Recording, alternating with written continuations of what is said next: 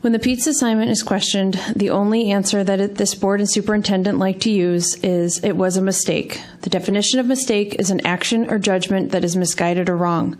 That is not an appropriate answer to any of the questions that have been asked over the last 9 months, and I still think that the real mistake to come out of this whole situation is the lack of action exerted by the so-called leadership in our district. They are the ones who made the ultimate mistake. Last meeting, the chair of this board was extremely disparaging when a board member stated his plan to try to get answers on this issue. She stated that this has been addressed many times, which is true, but unfortunately, while it has been addressed, the questions have never actually been answered. The questions: where did this assignment come from? Who is in charge of reviewing assignments used in the classroom? What are you doing to provide transparency and prevent future mistakes going forward? And the most important question, what does the edited intended version of this assignment look like, and is that the current consent assignment used in that unit? Not only have these questions never once been answered, but on February 16th, the middle school principal emailed the superintendent in response to the above question stating, and I quote, "I'm not responding," to which the superintendent responded, "Good, don't. I'm not either." And man, have they stuck to that. Being open and transparent about this situation from the beginning, instead of saying it was a mistake, would have stopped all the negative reactions. Instead, you continued to refuse to talk about the situation. You found your ways to justify your behavior and then blamed others or outside forces for causing problems, and persisted in this behavior despite the negative consequences. Every single thing that has happened since this assignment came to light has been a direct result of your lack of action and leadership.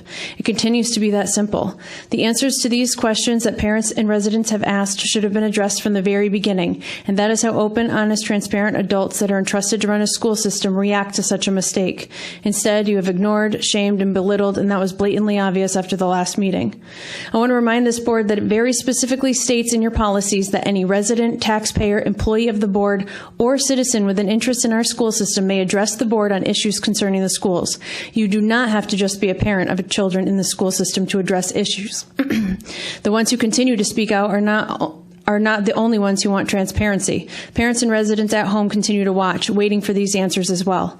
And after witnessing how this board responds to concerned parents, I don't blame them for not wanting to come out and address any issues they might have. And let's be honest, you say there are bigger issues in the schools, but you're not addressing those either. In addition, it's been stated that this is a personnel issue, and maybe it was a personnel matter, but the personnel part of it has nothing to do with the questions directly related to the assignment. Asking what the current consent assignment looks like is not a personnel matter.